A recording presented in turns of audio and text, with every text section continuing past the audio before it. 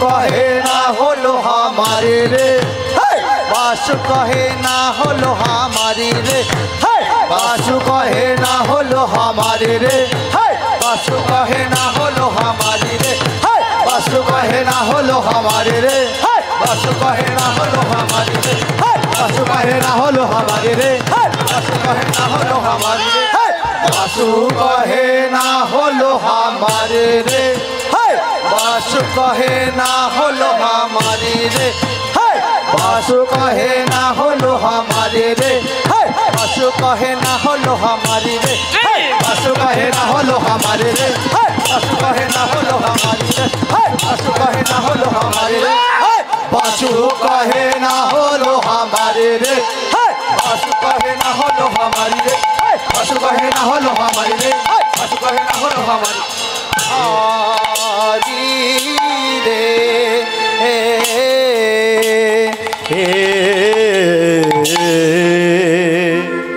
এটি আমাদের উত্তর ঘরের তাল, জামালি তাল বলা হয়। এটিকে আমাদের কীর্তনের মধ্যে ব্যবহার করতে হবে। প্রথমে একটি তাল আমরা চলে গেছি ছেড়ে দিয়ে, যেটা হচ্ছে সোমতাল 28 মাত্রা। কেন করে গেলাম না, ওটা যদি আমরা আবার ধরে নিই তাহলে গৌরচন্দ্রিকা করতে অনেকটা সময় যাবে, তখন আপনারা আর লীলাটা আস্বাদন করতে পারবেন না, এমনিতে সময় একটা নষ্ট হয়ে গেছে। তাই আমরা ওই তালটাকে বিরাম করে, আমরা যেটা না করলে না ওটা করেই আমরা লীলার মধ্যে প্রবেশ করলাম। কারণ কলিযুগের মানুষ অল্প আহার স্বল্প প্রাণ, অল্পে কি করে গোবিন্দকে পাওয়া যায় এটাই তাদের কপালে দিতে হবে। যদি আপনি বলেন বেশি করে বস্তা ভর্তি করে দেব, সেটা কেউ নিতে পারবে বলে আশা খুবই কম। সেটা আমাদের বড় বড় তাল বীরভূমে, নদিয়ায়, মুর্শিদাবাদে এটাতে করলে সম্ভব আছে। চলো আসো, রাখতে বলছি।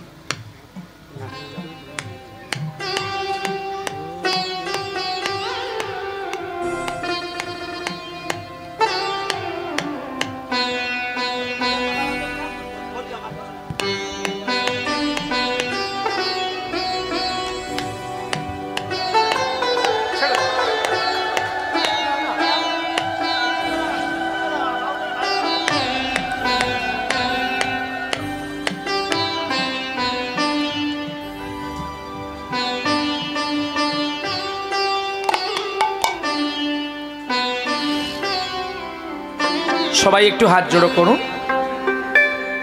আমরা তো সবাই বৃন্দাবনে যেতে পারবো না, যেহেতু ক্ষণিকের বৃন্দাবন আমরা গঠন করেছি।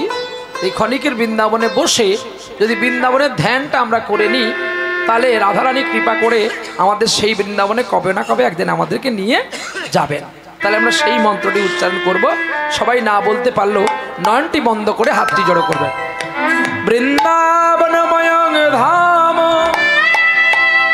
যমুনায়া পদক্ষিণম শুদ্ধাস্ফটিত সংস্থাপনার্থায় কালপবিখ্যাশিষভীত্যং নানাবর্ণনামে কুসুমানম রেণুভিঃ পরিপূর্ণিতং ধ্যায়োত বৃন্দাবনগম্যং ভূমি গোবিন্দো স্থানভয়ভ্যং।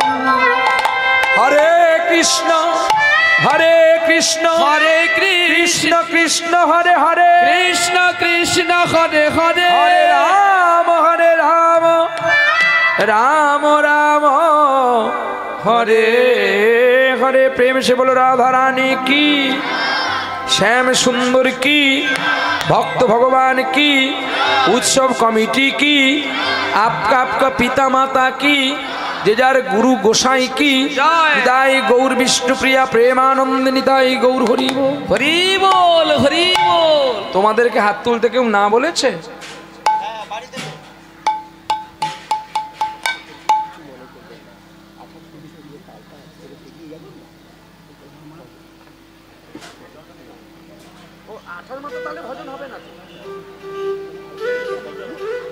না অন্য তালাবে তিওট হবে, ডাক মানাবে, হ্যাঁ, বা তিওট হবে বা ছুটা হবে, দশকোশি হবে, কিন্তু 28 মাত্রা তার প্রথমেই ওর ওর বিপরীতের কিছু নেই, ওটা প্রথমেই গৌরচন্দ্রিকা করতে হবে।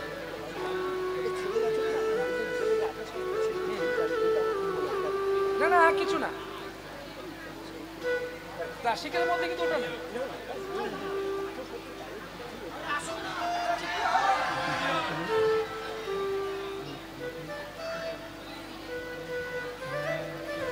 চলো তাহলে আজকে লীলা আস্বাদন করব বিষ্ণুপুরের মদন মোহন।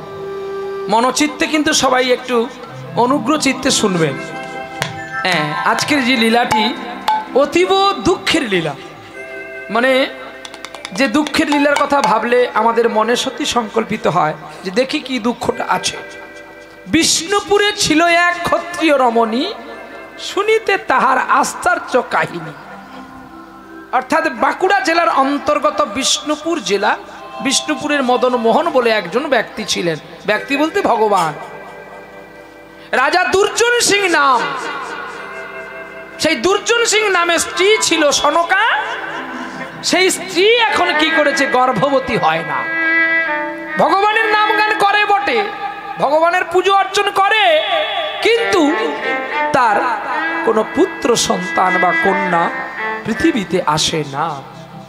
এমনটা যদি আমার আপনার জীবনে ঘটতো তাহলে আপনারা কি করতেন?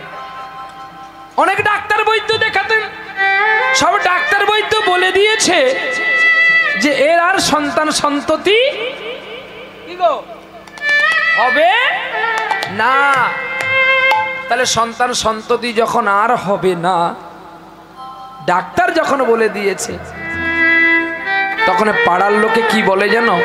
এই তোর তো আর ছেলে হবে না, তোর মুখটাকে যদি কেউ শুভ কাজে যায় সে কাজ অশুভ হয়।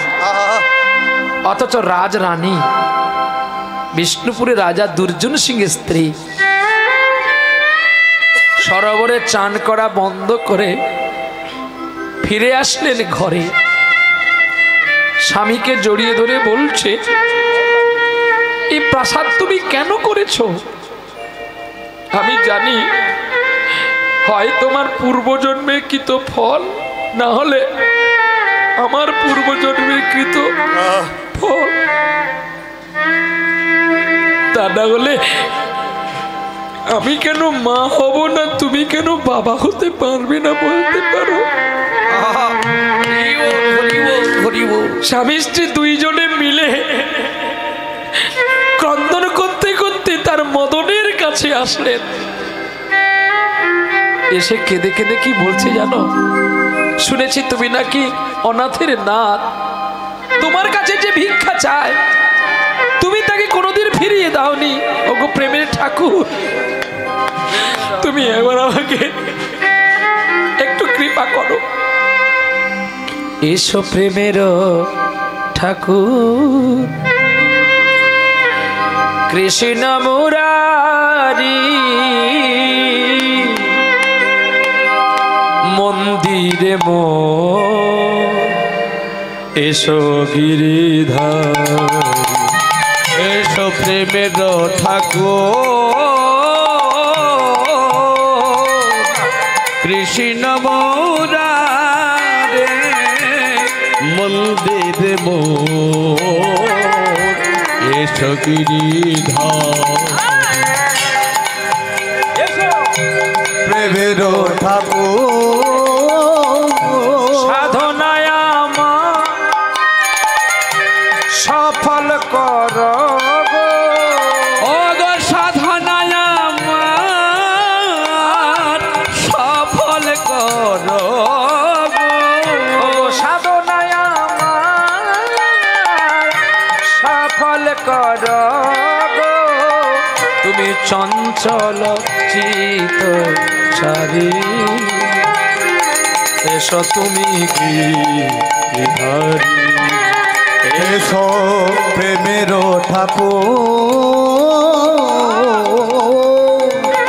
কৃষ্ণ মুরারি মন্দিরে এসো এসো গিরিধার, এসো প্রেমের ঠাকুর। জানি তুমি মোর শত জন্মের সাথী, হইও না পাশ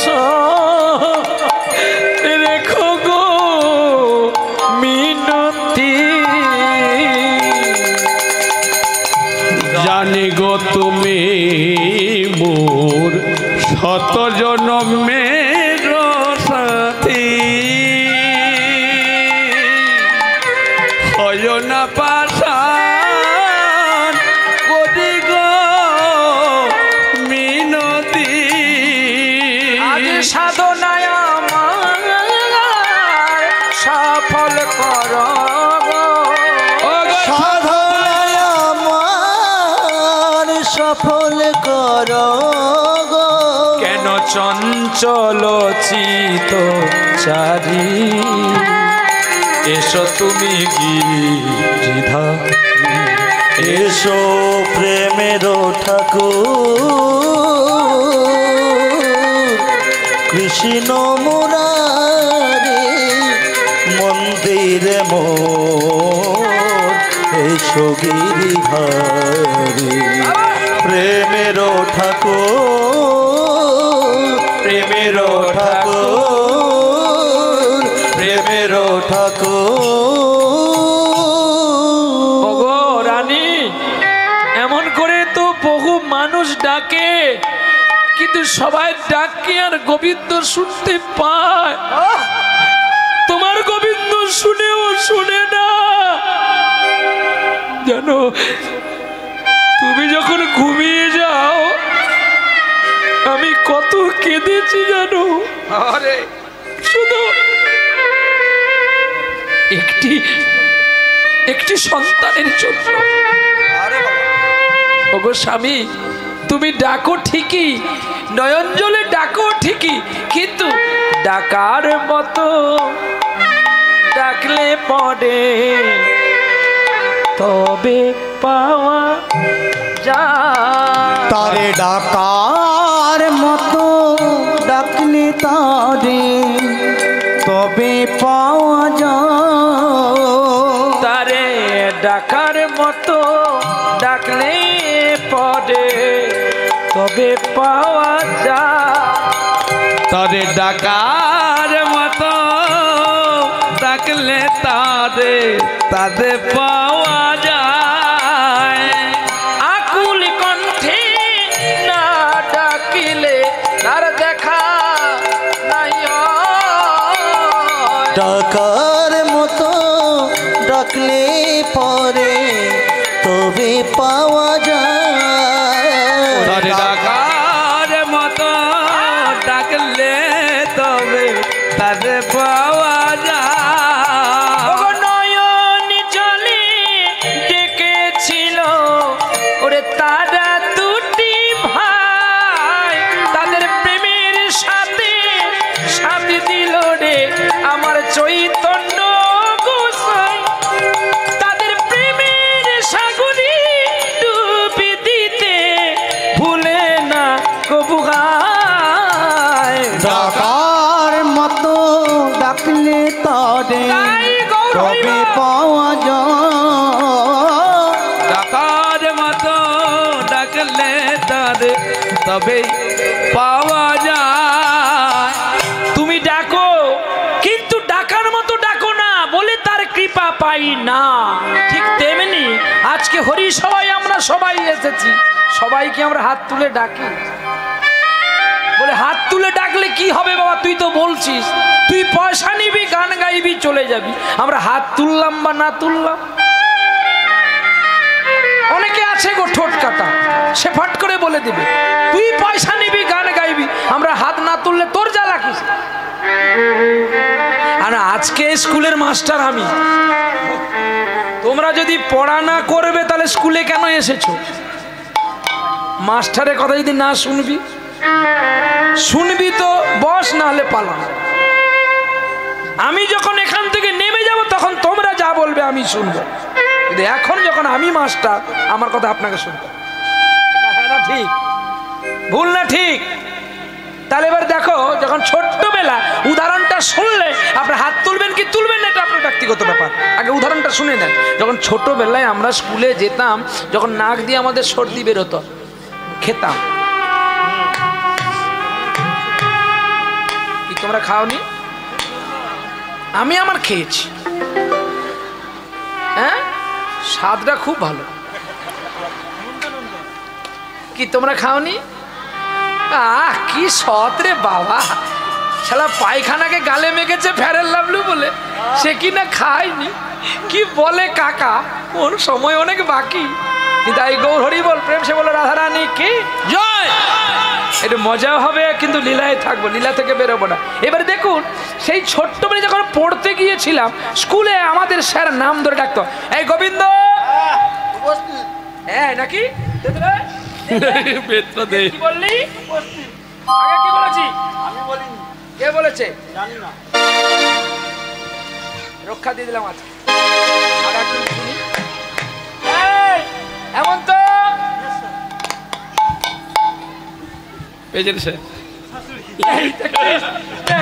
আমি বলিনি পেজেন্ট স্যার। এই কাকাদা বল, এই নন, এই মুক্তি, শম্ভু, সেই নামটা বলবো না কি রে? লাগে যে তো কানে কানে বলবো।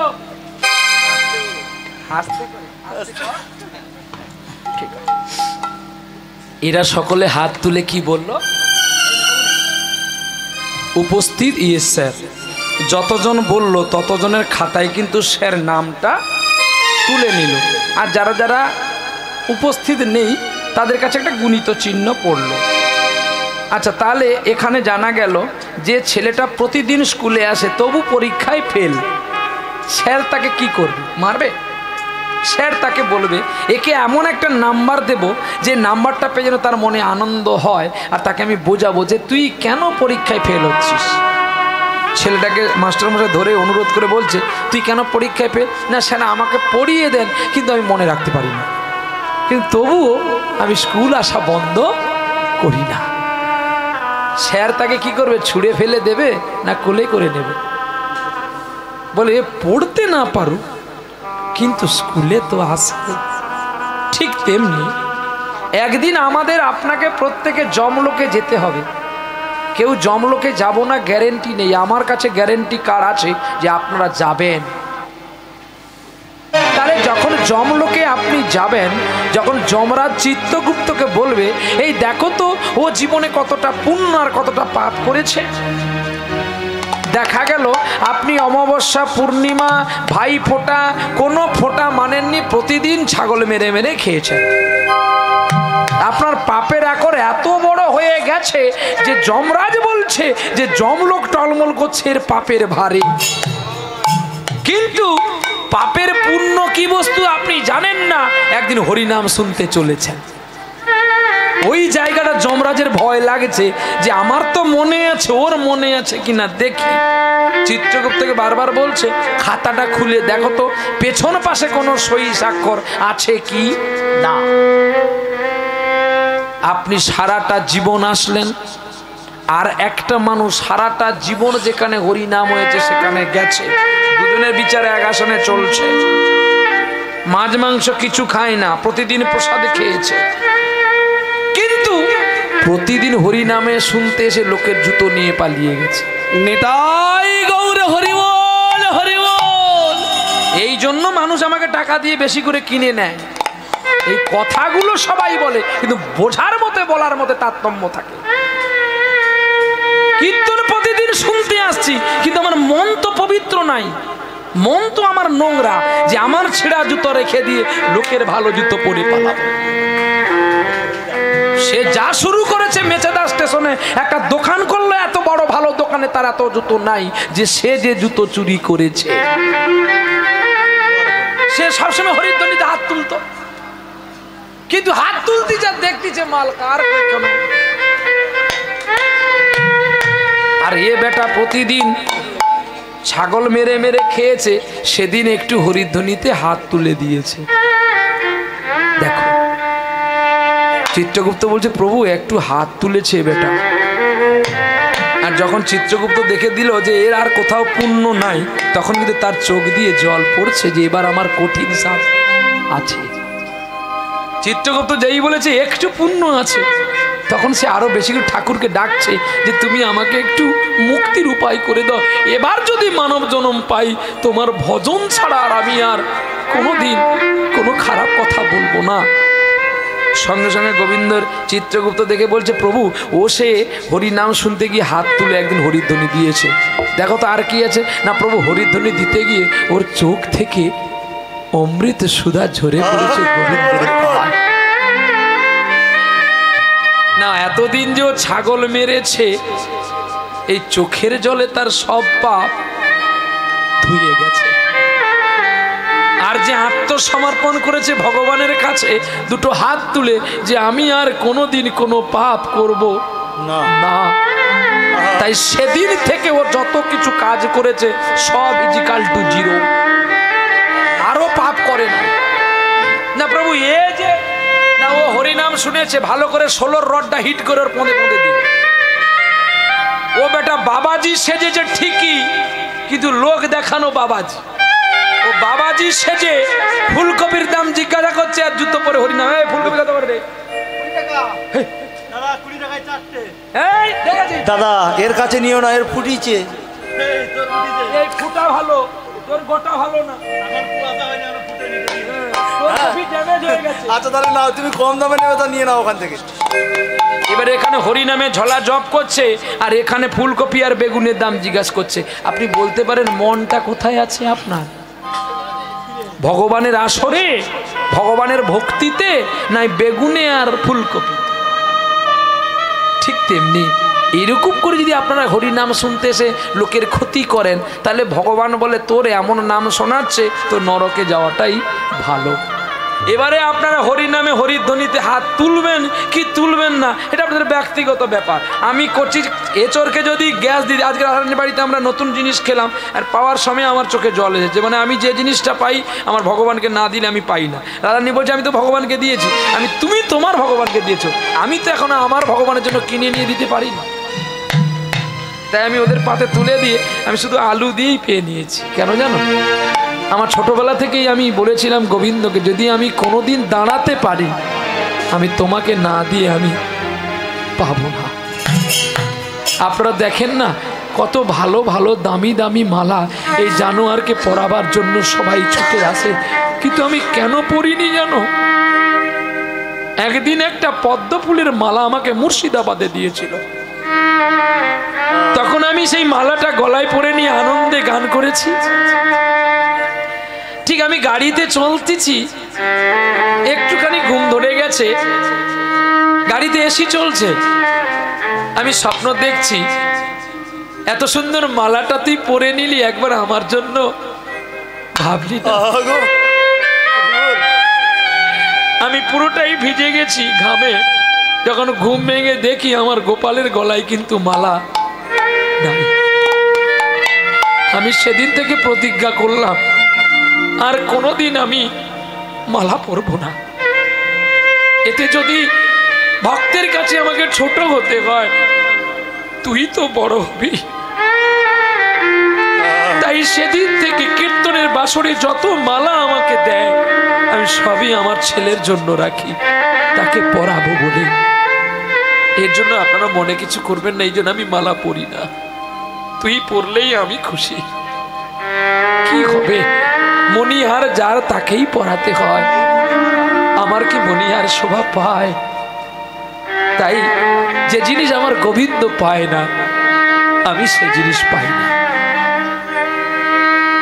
চলো নিতাই গো। তাহলে এবার আপনারা হরিধ্বনি তুলবেন কি তুলবেন না সেটা আমার ব্যক্তিগত ব্যাপার নয়, আমি প্রকাশ করে দিলাম আপনাদের কাছে, সেটা আপনাদের ব্যক্তিগত ব্যাপার। প্রেম সে বলো রাধা রানী কি বাহ। চলো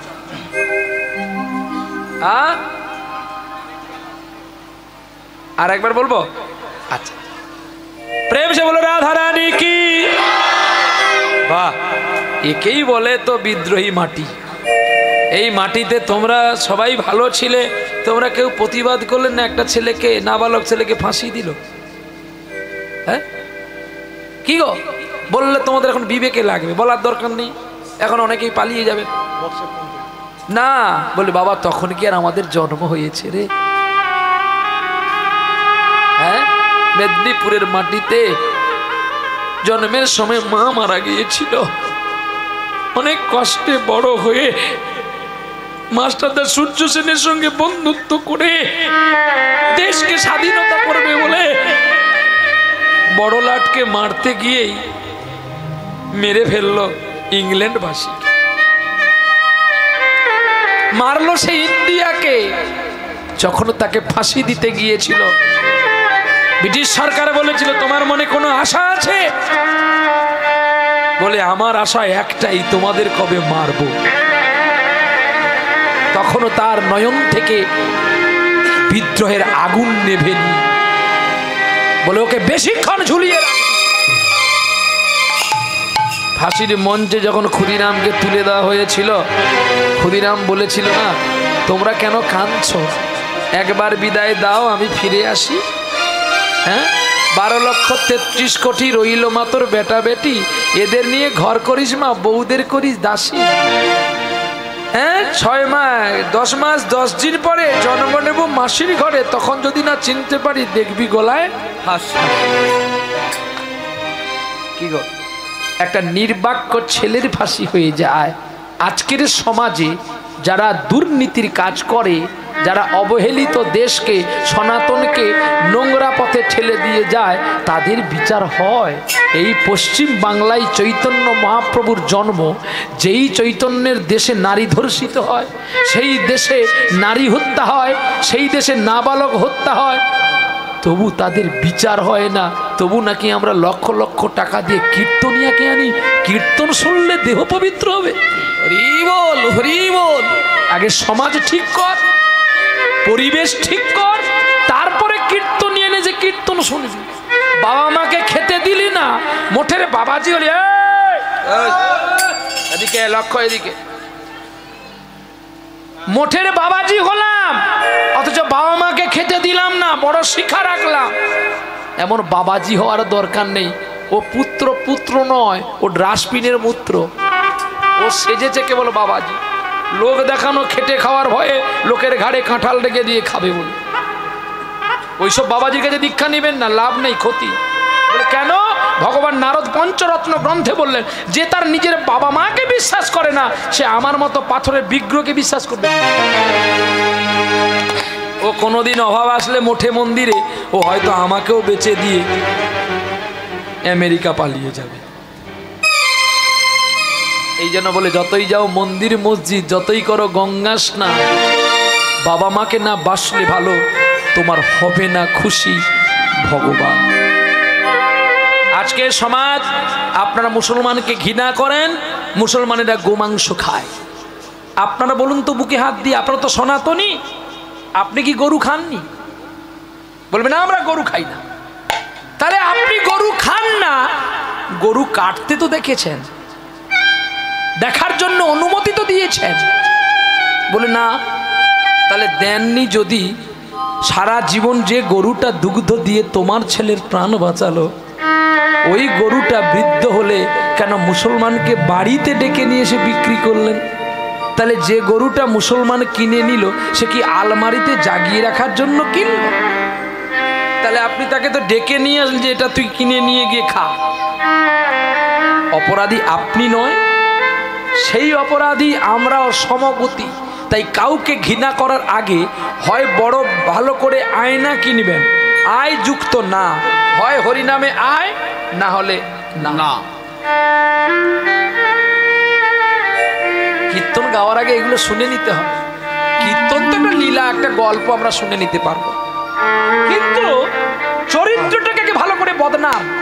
চরিত্র যার সুঠাম হবে সে সব জায়গায় পূজা পাবে, যার চরিত্র ভালো নয় সে কেবলমাত্র বনমালা পাবে, আর পেছনের লোক বলবে শালা তোকে ফাঁকে যদি পাই তোর এমন পড়া পড়াবো জীবনে তুই ভুলে যাবি। নিতাই গৌর হরি বল, হরি বল। এই কলিযুগে যে খুন করবে, হত্যা করবে, সে হবে সমাজসেবী। আর যে কলিযুগের মেরুদণ্ড, এ সকলে ধরে ঘরে হরিনাম প্রচার করবে, বলে বেটাকে রাতের বেলা সরিয়ে দে, নালে আমাদের দেশ হারামির পথে যাবে। কলিযুগে হচ্ছে দেখেন, এই গ্রন্থটির নাম রামচরিত মানস। এই গ্রন্থটা লিখেছিলেন তুলসীদাসজি। সাজকাই তো মারে লাটটা ঝুটটা জগৎ ভুলায়ে, আমি সত্যি কথা বললেই মাঠ ফাঁকা হবে, হরিনামের মাঠ ফাঁকা হয়ে যাবে। কিন্তু আমার কাজ কি সত্যি কথা না বলে সত্যিটাকে রেখে দিয়ে যেটা না করলে না সেটা করে যাওয়া, তাতে মাঠ ফাঁকা হলে আমার দুঃখ নাই, সত্যি কথা বলতে ছাড়বো না। আপনারা আমাকে বড় জোর খুন করে ফেলবেন, এর চেয়ে তো বড় কিছু করতে পারবেন না, বরঞ্চ বডিটাকে পুড়িয়ে নিষ্পৃতি করে ফেলবেন যে আমরা এদেশে খুন করে কোনো প্রমাণ রাখি। হচ্ছে আমার বিবেক মনুষ্যত্ব লীলাটা শুনে নিবেন, বাস্তবটাকে তুলে দিয়ে গেছি, প্রমাণ রাখেনি, প্রমাণ রাখেনি আজকের মানুষরা। আর আমার কীর্তনেও দেখবেন প্রমাণ সে মনুষ্যত্ব রাখেনি, বিবেকের বডিটা। আজকে দেখুন তো সাজকাই তো মারে লাটটা, সত্যি কথা যে বলছে সে মার খেয়ে মরছে, যে মিথ্যা কথা বলছে সে বনমালা পরে ঘুরছে। সাজকাই তো মারে লাটটা ঝুট্টা জগৎ ভুলায়ো, গোরাস গালি গালি বিকে। এই মেচেদাতে যদি কেউ দধি বিক্রি করে, সারাদিনে 5 কিলো দধি বিক্রি করতে পারলে তারে ভাববো যে অনেক বিক্রি করেছে। কিন্তু এই মেচেদাতে যদি কোনো জায়গার নাম কি বন্যানে যদি বাঁশ বাগানের ভেতরে একটা মদের দোকান থাকে না, তার অ্যাডভার্টাইজ লাগবে না, সারাদিনে 1 লক্ষ টাকা নগদে বিক্রি করবে, কোনো বাকি চলবে না। বাকি তো আগের দিকে দেখো, আর নগদ যদি আছে আমার দিকে দেখো। তাহলে দেখুন কলিযুগ কোথায় গেছে। গোরস গালি গালি বিকে, গরুর দুধ গলি গলি বিক্রি করতে হবে, কেউ খাবে না।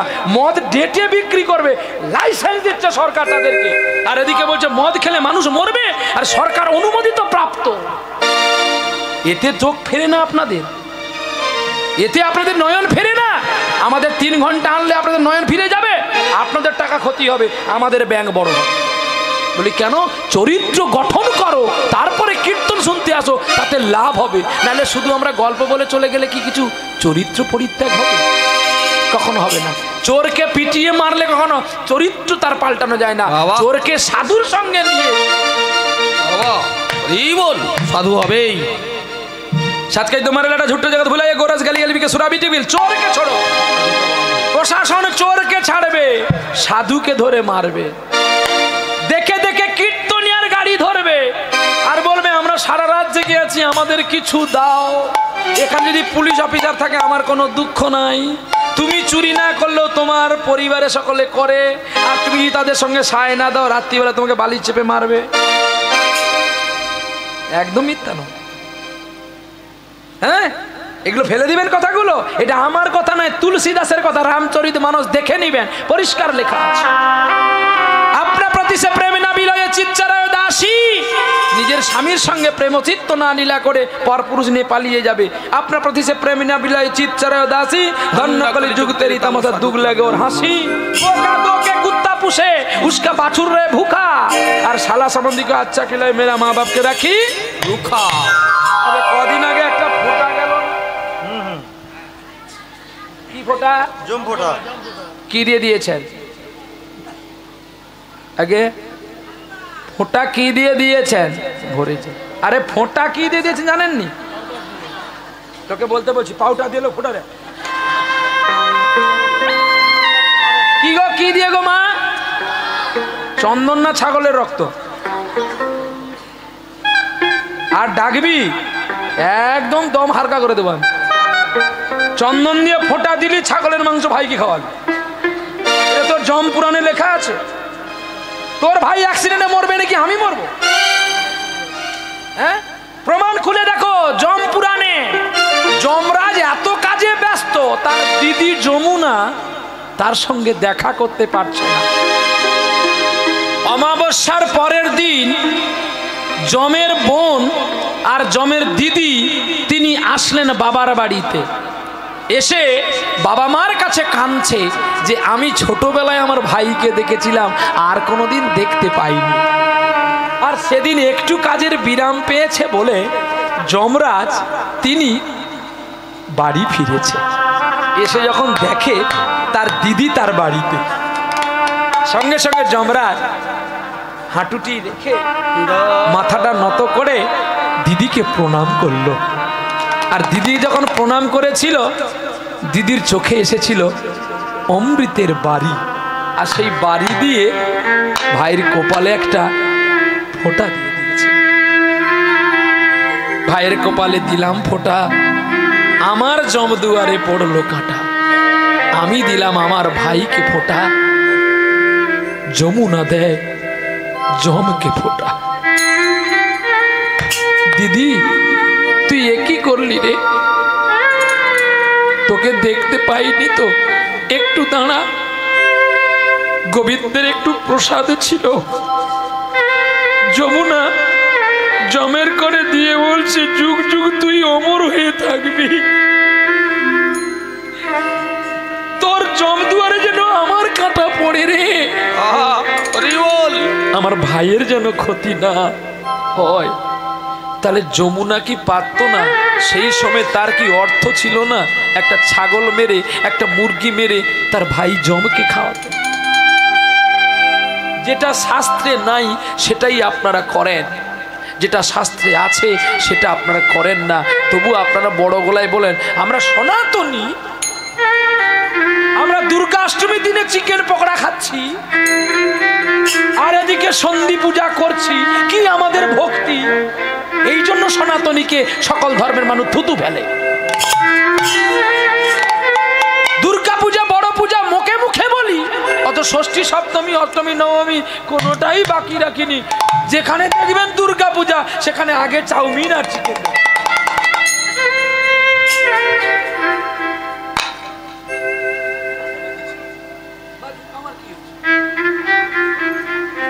তোমার ঘড়ি বাজলে তো আমার কি? তুমি দেরি করে তুলেছো, তুমি ঠেলা বুঝবে। আমার সময় হলে আমি নামবো নাকি? তোমার সময় তুমি বুঝবে। ডাক্তারবাবু এসে বলছে 12টা বেজে গেছে, তোমার 12টা বাজলে তো আমার কি? হৃদয় গো, হৃদয় গো, এতদিন ছোট্ট রূপটা দেখেছেন, এবার আসলি রূপ দেখবে প্রহ্লাদ। আমি আমার বাবাকেও বলি আমি যখন 440 হব আমাকে যে ছুবে সে সঙ্গে সঙ্গে মরে যাবে একদম। এখন আমার গায়ের টেম্পারটা দিয়ে দেখুন আমার মধ্যে কেউ বিরাজিতমান হয়, তা নাহলে ক্লাস 4 পাস ছেলে কখনো কৃষ্ণ কথা বলার আইন পায় না। আমার মধ্যে কেউ আসেন, তাই আমার এই পাথরের কাঠের দেহটা হরি কথা বলতে পারে। গরুর দুধ দিয়ে কুকুর বাচ্চা পুষলি, অথচ নিজের বাবা মা খেতে পেল না। তুই নাকি বড় জ্ঞানী, তুই নাকি শিক্ষক, তুই নাকি স্কুলের মাস্টার, তুমি নাকি স্কুলের প্রফেসর। এটা তোমার কোন ধর্মে আছে ভাই? মিলিয়ে দেখবেন আপনারা। যদি আমার স্ত্রী রাতের বেলায়, আমার শ্বশুর শাশুড়ি মা রাত্রি 10টার সময় বাড়িতে আসে, আমার স্ত্রী আমাকে ডেকে কি বলবে জানো? আমার বাবা এসেছে, তুমি একটু মুগের ডাল আর একটু আলু এনে দাও। আমার শরীর চলে না, বলে তোমার এমন কি হয়ে গেছে, একটু যাবে দোকান থেকে। কি হয়েছে? স্ত্রীর ভয়ে আমাকে দোকানে যেতে হয়। কিন্তু আমার বাবা যদি কোনো তীর্থ পর্যটন করে রাত্রি 8টার সময় বাড়ি আসে, আমরা খেয়ে দিয়ে যদি শুয়ে পড়ি, তখন আমার স্ত্রী কি বলবে জানো? মুড়ি টিন আছে আর জল আছে, খেয়ে নাও। এই জন্য কি তোমাদের মতো সুন্দর কন্যাকে এই জগতের ছেলেরা বিবাহ করে? এইটুকু আশা প্রাপ্তির জন্য। সিঁদুর পরলে যদি সতী হওয়া যেত, ভালো শাড়ি পরলে যদি ভদ্র কন্যা হতো, তাহলে কেউ আদর্শ মানের স্কুলে গিয়ে পড়াশোনা কেউ করতো না। ভালো পোশাক পরলে যদি কেউ ভদ্রলোক হয়ে যেত, ভালো জুতো পরলে যদি চরণ ভালো হতো, তাহলে কেউ আর সাধু সঙ্গ করতো না। বড় কোঠা বাড়ি করলে যদি বড় গুণের মানুষ হয়ে যেত, বিদ্যাসাগরের তো বড় বাড়ি ছিল না। কি আমার একটা বোন বলছে আমি বড় হলে একটা বড় বাড়ি বানাবো। কি গো, বড় বাড়ি বানালে কি বড় গুণের মানুষ হওয়া যায়? বড় গুণের মনটা করে নিলে বড় বাড়ি তোমার কাছে কত গড়াগড়ি। আজকে আমি গর্বিত, আমি আমার বাবার কাছ থেকে কিছু পাইনি বলে ঈশ্বর তাই ভালো ভালো ঘরেই আমাকে বসতে দেয়, ভালো ভালো ফ্ল্যাটে আমাকে রাখতে দেয়। কারণ জানে এ তো জীবনে একে আমি কিছু দিইনি। আমার লোভও নেই যে পিতার কোনো সম্পত্তিতে আমি হস্তক্ষেপ করি। আমার বাবা শুধু বলেছে তুই বাড়ি থেকে দূর হয়ে যা, তাই আমি চলে গেছি। এখন আমার জন্যই আমার বাবা পাকা আম হয়ে গেছে, ব্রেন স্ট্রোক হয়ে। তাও তো কেউ পরিবারে দেখেনি। আমি আমার কর্তব্য থেকে বঞ্চিত হইনি। কেন জানো? কিছু না করলেও তো ছোটবেলা আমাকে রাস্তাটা পার করে দিয়েছে। বাবা মার দোষ তো আমার ধরার অধিকার নয়। দুগ্ধ দিয়ে তো মা আমায় বড় করেছে। তুমি ভুলে গেলেও তো আমি তোমাকে ভুলতে পারবো। এই বাবা মার পবিত্র চরণকে কেউ ভুলবেন না। বাবা মা যে এমন বস্তু, যখন হারিয়ে যাবে তখন বুঝতে পারবেন। স্ত্রী গর্ভবতী হলো, দুর্জন সিংহের স্ত্রী গর্ভবতী হলো। ভাগ্যের পরিহাসটা এত কঠিন। সেই গর্ভবতী মেয়ে, যেই গর্ভবতী হয়েছে মা, রাজা আনন্দে সকলকে মিষ্টি মুখ করালো, সাত ভক্ষণ হলো। আমাদের ঘরে 3 বার সাত ভক্ষণ হয়, কিন্তু দুর্জন সিং রাজা প্রতিদিন তার স্ত্রীকে সাত দিত। সেটা হলো মদন মোহনের প্রসাদ। যার 6 মণ তেলে রান্না হতো, 1 মণ তেলের প্রদীপ জ্বলত। তাহলে কত লোক খেত প্রসাদ? 6 মণ তেল। আসল না রে, এটা সেই 6 মণ নয়। ক্রাম, ক্রোধ, লোভ, মদ, মোহ, মাশ্চর্য, এই ষড়রিপুর মনের তেল দিয়ে রাধা গোবিন্দের সেবা করে। নিতাই গৌর হরি বল হরি বল। সেই গোবিন্দের কৃপায় মা গর্ভবতী। হঠাৎ করে রাজার স্বপ্নাবেশ হলো। পিত্রার আত্মা শান্তি পাওয়ার জন্য গয়া যাত্রা করলেন। আবার রানীমাকে, মন্ত্রীকে বলে গেল যে এই গয়াধামে গর্ভবতী মেয়েকে যেতে নেই, তাই তুমি থাকো, আমি গয়াধাম থেকে আসি। বলে তিনি ঘোড়ার পিঠে চলে গেলেন। ভাগ্যের পরিকল্পনা এত কঠিন, মাও না বুঝে সন্ধ্যাবেলায় বাড়ি ছেড়ে পালিয়ে গেলেন। এক কণ্টক বনে গিয়ে গর্ভ যন্ত্রণা শুরু হলো। একটি ছেলেকে প্রসব করে মা ও চিরবিদায় নিল। প্রদীপ নিভে গেছি আজি ব্যথার বাসরে। প্রদীপ নিভে গেছে ব্যথার সাগরে। প্রদীপ নিভে গেছে আজ ব্যথার বাসরে।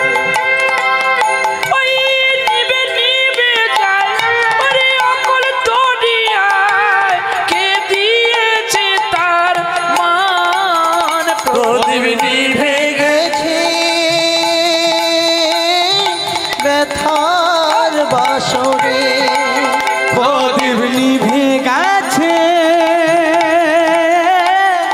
ব্যথার বাসরে। প্রদীপ নিভে গেছে আজ ব্যথার বাসরে। নীরব রাতে কাঁদছে পাখি পথে না পাইয়া। অসহায় সন্তান আছে যে পুরী, কে দেবে প্রদীপ জ্বালাইয়া। নিবে নিবে যায় অতুল দরিয়া, কে দিয়েছে মা। প্রদীপ নিভে গেছে ব্যথার বাসরে। প্রদীপ নিভে গেছে আজ ব্যথার বাসরে। হরিনাম গাইতে গাইতে সন্তান কান্নাকাটি করছে, আর বাঘ বলল ঘিরে ধরেছে ছেলেটাকে খাবে। এক পা এগোলেই কে যেন বলে দাঁড়া, এই ছোট্ট বালকটাকে খেলে কি তোদের আত্মা শান্তি পাবে? বাঘ ভল্লুকগুলো পিছিয়ে যায়। কণ্টকে বনে মা মারা গেছে, ছেলে পড়ে আছে। গোবিন্দ একটা মধু চাক সৃষ্টি করলেন গাছের ডালে, আর টুপ টুপ করে মধু পড়ছে ছেলের মুখে। আর সেই মধু খেয়ে ছেলে কোনরূপ করে সারা রাত কাটালো। সকাল বেলায় নিচু জাতি বাগদি মায়েরা কাষ্ঠ সংগ্রহ করতে এসে সেই বনে যখন প্রবেশ করলো, দেখতে পেল বাচ্চার কান্না। ছুটে যখন খোঁজ করতে করতে গভীর অরণ্যে দেখে না কাঁটার বনেতে রক্তাক্ত হয়ে পড়ে আছে। এদিকে সন্তানকে জন্ম দিতে গিয়ে মা কত রক্তক্ষরণ করেছে, আর কাঁটার বনে ছটপট করতে করতে ছেলের দেহটা থেকেও ক্ষতবিক্ষতে কত রক্ত ঝরেছে। নাড়িটা আগে বাঁধলো, বেঁধে নাড়িটা কাটলো, কেটে কোলে নিয়ে বলছে মেয়েটা তো অনেক আগে মারা গেছে রে, দেখে মনে হয় কোনো জমিদার বা রাজবাড়ির কন্যা। এক কাজ কর, এই দেহটা রেখে কি হবে, এই দেহটা কাষ্ঠে জ্বালিয়ে দে। তারা পাথর ঘর্ষণ করে কাথর থেকে আগুন বের করে কাষ্ঠ দিয়ে দেহটা জ্বালিয়ে দিল। আর ছোট কন্যাটাকে বা পুত্রটাকে কোলে নিয়ে তারা চিন্তা করলো আমরা তো নিচু জাতি, কিন্তু মনে হয় একটা কোনো বড় বাড়ির পুত্র,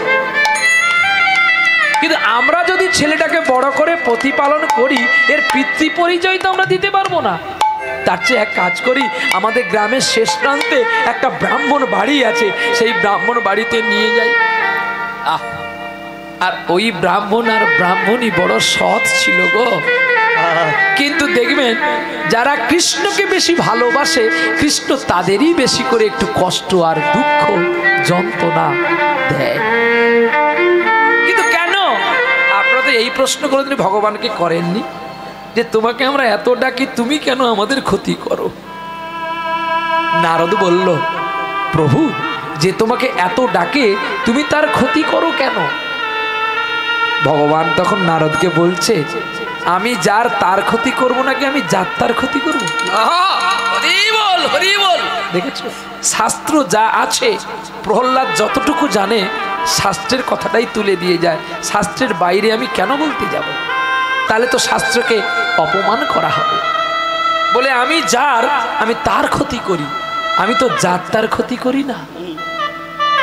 বাহ, যাত্রার ক্ষতি করলে যে আমার জাত চলে যাবে, তাহলে তুমি ওর ক্ষতি করো কেন? নারদকে বাংলায় বোঝাচ্ছে, দেখো আমার ছেলেকে যদি আমি মারি গ্রামে বিচার পড়বে? বলছে না। আমি যদি লোকের ছেলেকে মারি গ্রামে বিচার পড়বে? তাহলে যে আমাকে ডাকে আমি তার ক্ষতি করলে সে কোনোদিন আমাকে ভুলে না, সে আরো আমাকে বেশি করে ডাকে ক্ষতি হয়েছে বলে। ব্যাখ্যা দেখেছো? কিন্তু যে আমাকে ডাকে না তার ক্ষতি করলে কিন্তু সে একদিন আমার বিচার দেবে। ও গো ভগবান, ব্রাহ্মণ ব্রাহ্মণী কাঁদছে আর ওদিকে ব্রাহ্মণ ব্রাহ্মণ বলে ডাকছে, ও ঠাকুর মশাই, ঠাকুর মশাই, ও ঠাকুর মশাই। কে কে? আরে বেরিয়ে আসো না। উয়া উয়া করে ছেলেটা কাঁদছে, ব্রাহ্মণী আগে বেরিয়েছে বাচ্চার কান্নার শব্দ পেয়ে। এ কি তোমাদের কোলে ছেলেটা কাদের ঘরে গো? আমাকে একটু দাও না। নেবে? এই নাও, এই নাও, এই নাও। বাহ, ব্রাহ্মণীর কোলে যেই এসেছে ছেলের কান্না বন্ধ। ছেলে দেখবেন কাঁদতে কাঁদতে অনেক মানুষ, এটাকে কি বলেন আপনারা? বাহ, শেষ নিঃশ্বাস যেতে বসেছে ছেলের, এমন তার ঝিক এসে গেছে। ব্রাহ্মণীর গর্ভে কোনোদিন সন্তান আসেনি, তাই তার মায়ের পয়ধরে কখনো ক্ষীর আসে না। শুকনো পয়ধর যখন ওই ছোট্ট ছেলের বদনে দিল, কৃষ্ণ কৃপায় ওই পয়ধর থেকে ক্ষীরের উৎপত্তি হয়ে সন্তানের মুখে গেল। আর সন্তান মাতৃদুগ্ধ পেতে পেতে মায়ের কোলে ঘুমিয়ে পড়েছে। বাগদি মায়েরা সত্যি কথাটা বলল। দেখো আমরা বনে কাষ্ঠ সংগ্রহ করতে গিয়ে এই ছেলেটাকে পেয়েছি। ও ঠাকুরমশাই, তোমার তো ছেলে নেই, কিন্তু আমার মনে কোনো উঁচু বাড়ির ছেলে, তুমি একে রাখো না গো। আমরা যদি রাখি বড় হলে পিতৃ পরিচয় দিতে পারবো না। ব্রাহ্মণ বলছে নেবে না, ব্রাহ্মণই বলছে আমি একে নিয়ে পালিয়ে যাব, একে আমি দেব। ছোট্ট শালক নামের কাছে গিয়ে কি বলছে জানো? তুমি ওটাও বলে ফুটি গো দয়াল, ঝরাও বলে ছড়ি। তুমি ওটা বলে ফুটি গো দয়াল, ঝরাও বলে ঝরি। তুমি হাসাও বলে হাসি দয়াল, কাদাও বলে কাঁদি। ওটা বলে ফুটি গো দয়াল, ঝরাও বলে ঝরি। তুমি ফোটা বলে ফুটি গো দয়াল, ঝরাও বলে ঝরি। তোমার অন্তঃপুরীর খবর আমার নাই জানা গো প্রভু। তুমি বিচারকের আদালতে চোর সাজো গো কবু। আবার ভালোবাসার সুখের ঘরে কেন ভাঙো সুখের চাবি। ওটা বলে ফুটি গো দয়াল, ঝরাও বলে ঝরি। তুমি ফোটা বলে ফুটি গো দয়াল, ঝরাও বলে ঝরি। হরিনাম গাইতে গাইতে ছোট্ট ছেলে কে আর দিলেন না। বাগদি মায়েরা চলে গেলেন, আর ছোট্ট ছেলে আদরের কোলে মা আমার তাকে দোলনা করে দোলায়। আর কি বলে জানো?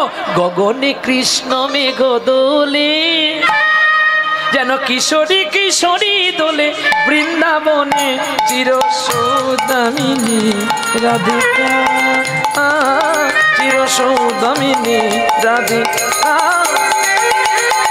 গগনে কৃষ্ণ মেঘ দোলে, কিশোরী কিশোর দোলে বৃন্দাবনে চির সৌদামিনী রাধিকা, সৌদামিনী রাধিকা। দোলে আজি সায়নে, দোলে আজি শ্রাবণে, দোলে আজি সায়নে গগনে। গগনে কৃষ্ণ মেঘ দোলে, কিশোর কিশোরী দোলে বৃন্দাবনে চির সৌদামিনী রাধিকা, সৌদামিনী রাধিকা। দোলে দোদুম দোলে না, দোলে দোদুম দোলে দোলনা, দোলে কৃষ্ণ মেঘে দোলো না, দোলে আই দোলে দোলো না, দোলে দোল দোলে দোলনা, দোলে দোল দোলে দোলনা। মাধব কইছে ও গো রাধা, মাধব কহিছে ও গো রাধা, তুমি আমি একই সুরে বাঁধা, তুমি আমি একই সুরে বাঁধা, এ রাতের নাই তুলনা। দোলে দোল দোলে দোলনা, দোলে দোল দোলে দোলনা।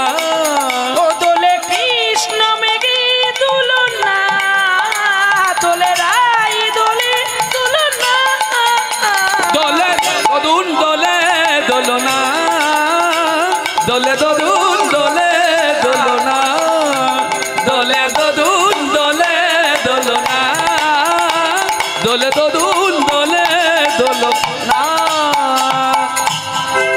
ধীরে ধীরে গান গাইতে গাইতে ছোট্ট ছেলে বড় হয়েছে গো। 5 বছর 7 বছর 9 বছর বয়স। ছেলে এখন ব্রাহ্মণ ঘরের ছেলে, তো বাবার কথায় মন্ত্র শিখেছে আর বাড়িতে শালগ্রামের পুজো করে। বাবা সকল কাজ শেষ হয়ে যায়।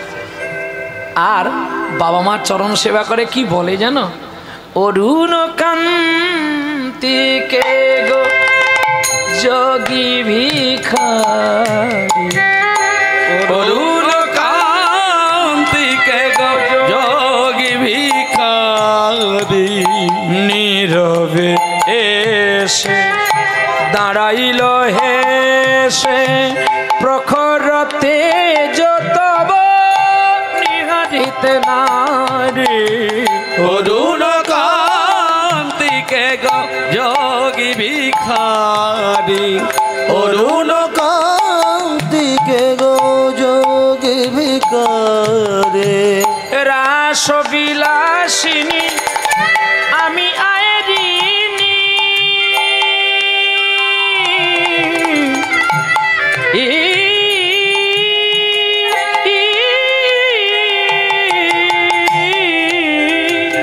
রাস বিলাসিনী আমি আয়েরিনী, শ্যামল কিশোর রূপ শুধু চিনিয়ে আম্বারে গেরিয়া, একই জ্যোতি পুণ্য বিষণ পেলিয়ালো বাঁশরি ধারি।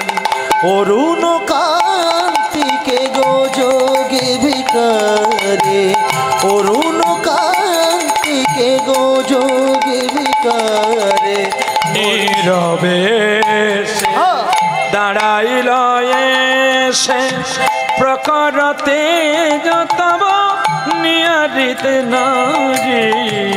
অরুণ কান্তিকে গো যোগী ভিখারি, অরুণ কান্তিকে গো, অরুণ কান্তিকে গো, অরুণ কান্তিকে গো যোগী ভিখারি। ছোট্ট ছেলের গান শুনে বাবা মার ঘুম ভেঙে যায়। আর ছেলে কি করে জানো? বাবা মাকে প্রণাম করে পুষ্প চয়ন করে মালা গেঁথে গোপীনাথকে পরিয়ে দিয়ে তিনি কি করেন? ছোট ছোট বাছুরিগুলোকে নিয়ে চলে যায় গোচারণে। আর গোচারণে ছোট ছোট বাচ্চাদের নিয়ে কৃষ্ণ নাম করে, আনন্দে খেলাধুলা করে।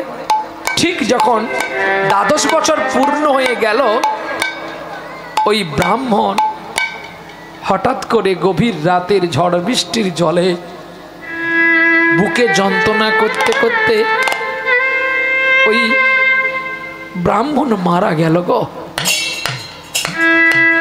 আর বড় একা হয়ে গেল ছোট্ট ব্রাহ্মণ। ওই ছেলেটা আদরে তার বাবার নাম রেখেছিল মদন। আমার গোপীনাথের আরেক নাম মদন মোহন, আমার ছেলের নাম রাখলাম মদন। ওই ছেলে বাবার সৎ কাজ করেছে,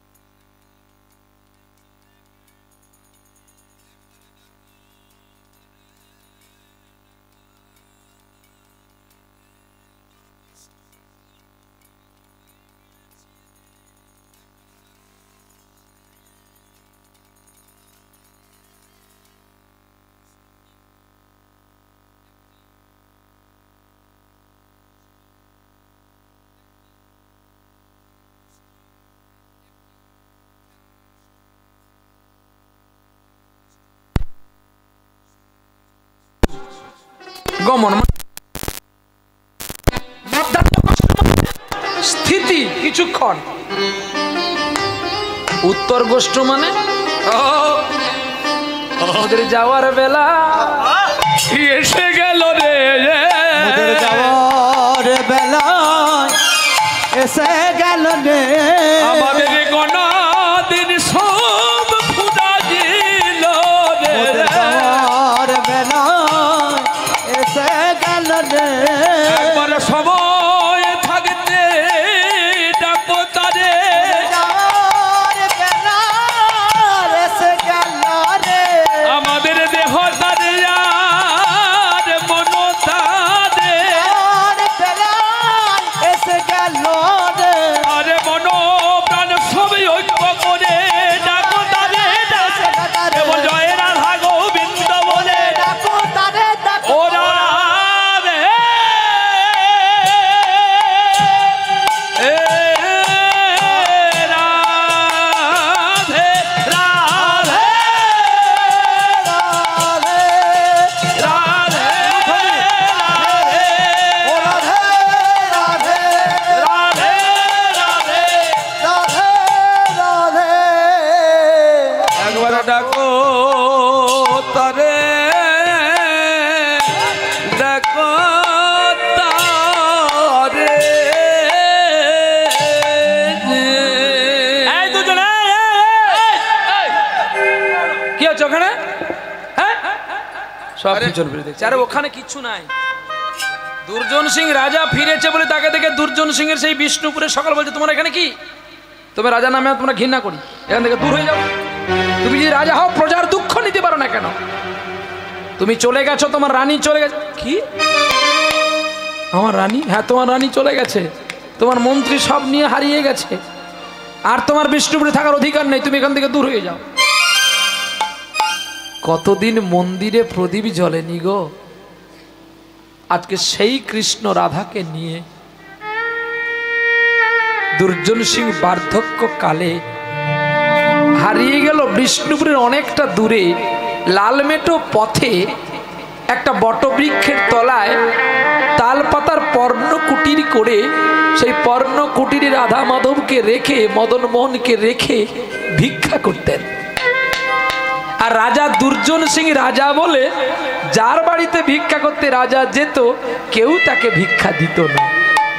কেন বলুন তো, কেন ভিক্ষা দিত না জানেন? রাজার কাছে আমরা ভিক্ষা চেয়েছি, রাজা যদি আমাদের কাছে ভিক্ষা চায় আমরা রাজাকে ভিক্ষা দিতে পারবো? এই যে বিবেক দংশন, কেউ আর ভিক্ষা দেয় না। রাজা ছলনার ছদ্মবেশ নিলেন, ছদ্মবেশ নিয়ে ভিক্ষা করে আর রাধা গোবিন্দের সেবা করে। রাজা দেখতে দেখতে আধো আধো দেখতে পায়, আধো আধো দেখতে পায় না। দেখো গোবিন্দ কি ক্ষতিগুলো করছে, হ্যাঁ? আর হাতে লাঠি, কাঁধে ভিক্ষার ঝোলা নিয়ে আস্তে আস্তে চলছে। আর এদিকে কলকাতা বাগবাজারে গোপাল সিং রাজা জানতে পারলো তার বন্ধু দুর্জন সিং রাজ্য ছাড়া। তাহলে ওর বাড়িতে জাগ্রত মদন মোহন আছে। যদি এই অভাবের টানে মানুষের স্বভাব বদলে যায়, যদি গোবিন্দকে দেয় আমার বাড়িতে আসলে আমি অট্টালিকা করে দিতে পারি। সুযোগের সন্ধান সবাই খুঁজে, ওগো দয়াময় বিপদে পড়লেই তো বন্ধু চেনা যায়। এটা আমার বাবার লেখা গান। ওগো দয়াময় বিপদে পড়লে দেখো বন্ধু চেনা যায়। ওরে সুখের সময় সবাই কাছে, ওরে দুঃখের সময় কেউ না রয়। ওগো দয়াময় বিপদে পড়লে তবে বন্ধু চেনা যায়। বিপদ পড়লেই তো বন্ধু চেনা যায়। দুর্জন সিং ভিক্ষা সেরে আসছে আর গোপাল সিং ঘোড়া নিয়ে ঠিক ওই তালপাতার পর্ণ কুটিরের কাছে এসে দাঁড়িয়ে বলছে, দুর্জন সিং ঘরে আছো? দুর্জন সিং, ও দুর্জন সিং বাড়িতে আছো? কে যেন ঘরের ভেতর থেকে বলে দিল, বাবা ভিক্ষায় গেছে, বাড়িতে নাই। অঙ্গে শিহরণ দিল। কে? শুনেছি নাকি দুর্জন সিংহের কোনো সন্তান সন্ততি নাই। ঘোড়ার পিঠ থেকে নেমে যখন এক পায়ে গিয়ে দেখে রাধা মাধব আর একটি প্রদীপ জ্বলে আছে। বাহ! আধার জামি, তুমি আমাকে স্বপ্নে বলে দিলে তোমার বাবা ঘরে নেই, আর যত কষ্ট হোক তোমাকে আমি আমার কলকাতায় নিয়ে যাবো, তোমাকে আমি ছাড়বো না।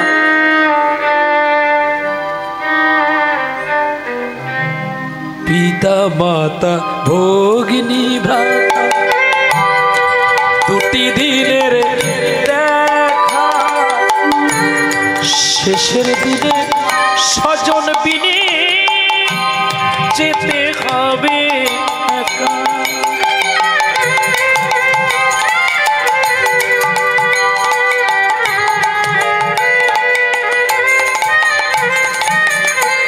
পিতা মাতা ভগিনী ভ্রাতা দুটি দিনের দেখা, শেষের দিনে স্বজন বিনে যেতে হবে একা। ওই চরণে ভক্ত জনে, আরে ওই চরণে ভক্ত জনে বলকে তোরা বেয়া হাত ধরে পার করে নিও গো আমার দয়াল, হাত ধরে পার করে নিও গো আমার। আধার জমি একা আমি খুঁজি গো তোমার, হাত ধরে পার করে নিও গো আমার দয়াল, হাত ধরে পার করে নিও গো আমার। হরিনামে কৃষ্ণ নামে বড়ই মধু, বড়ই মধু, যেই জন কৃষ্ণ ভজে সে বড় চতুর, সে বড় চতুর। আর এদিকে দুর্জন সিং হাতে লাঠি নিয়ে ভিক্ষা ঝুলি কাঁধে নিয়ে এসে ঝোলাটা রেখে দিল, কিন্তু গোপাল সিং কথা বলেন, দাঁড়িয়েছে দেখি কি হয়। আর এসে কি বলছে জানো? এত বড় মেয়েটা বড় হয়েছে, দুটো রান্নার নাম নেই। বাপ ভিক্ষা করে নিয়েছে, রান্না করলে সে শুধু বসে বসে খাবে। ভগবান, এতজনের মৃত্যু হয় মদন, আমার যদি মরণ হতো রে, আমি শান্তি পেতাম। গোপাল সিং বাবা কাকে কথাগুলো বলছে? এদিক ওদিক করে হাত ধরে ধরে ধরে দুটো পাতা পুঁতি এনে একটা মাটির ভাঁড়ের উনুনে মাটির ভাঁড়টা চাপিয়ে চাল ডাল যা ভিক্ষায় পেয়েছিল এক জায়গায় দিয়ে দিয়েছে, দিয়ে পাতা দিয়ে জ্বালানি দিচ্ছে। আর এই মাটির ভাঁড় হয়ে যেতেই একটা শাল পাতার থালা করে ঢেলে দিয়ে বলছে, নে খেয়ে নে, খেয়ে নে। খেতে তো পাসনি, তাই পড়ে আছে। সবাই তো পালিয়ে গেছে রে আমায় ছেড়ে, তোরা কেন পড়ে আছিস? চলে যা।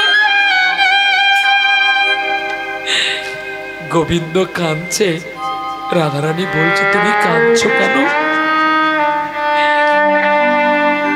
আমি আর এর কাছে থাকবো না। কেন? ও আমায় চলে যেতে বলছে। বলছে, প্রভু গো, তোমাকে চলে যেতে বলে ঠিকই, কিন্তু সে কি তোমাকে অন্তর থেকে বলেছে? ও যে অনুরাগে তোমাকে বলেছে। গোপাল কে? আমি তোমার বন্ধু, আমার বন্ধু গোপাল। গোপাল, হ্যাঁ গোপাল, আয় আয় আয় আয়। তুই দেখতে পাসনি তোর এই অবস্থা কি করে? আমার অবস্থা এমন না, চিরদিন কাহারও সমান নাই। যা আজকে যে রাধা ধিদার, কাল সে ভিক্ষা চায়, এটা আমার কর্ম। আমি কোনো কর্ম ভুল করেছি, তাই আমার এই জন্য সাজা। এর জন্য আমি গোপালকে, আমার মদন মোহনকে আমি দায়ী করিনি। আমি শুধু আমার গর্বকে দায়ী করেছি, আমার বিবেক মনুষ্যত্বকে আমি দায়ী করেছি। বল বল বল, কত কথা মনে করা বলতে, তুই যেই রান্না করে গোবিন্দকে খেতে দিচ্ছিস, তুই একবার দেখেছিস তো রাধারানীর নয়নের জল? যাকে অমৃত সুধা খেতে দেয় আর ভিক্ষার পোকা চাল ধোয়া নেই, কিচ্ছু নেই, এইগুলো তুই রান্না করে দিলি তাকে। এই বাইরে গোবিন্দ সেবা হয় রে গোপাল। গোপাল রে, তোকে একটা কথা বলি, অন্ধকে দর্পণ দিলে কি সে দেখতে পায়? হরি বল, হরি বল। আমি যে অন্তরে একবার থেকে দৃষ্টি হারিয়েছি, আর আমি আমার রাজ্য হারিয়েছি রে। জানি যে রাজা যখন রাজপ্রাসাদ ছিল, আমি কত মানুষকে দান করেছি। আজ আমার মদন মোহনের জন্য দুটো ভিক্ষা করতে গেলে সবাই কপাল বন্ধ করে দেয়। হরি বল, হরি বল। ভক্তেরই জন্যে ভাসিয়ে দাও প্রভু তোমারই অপার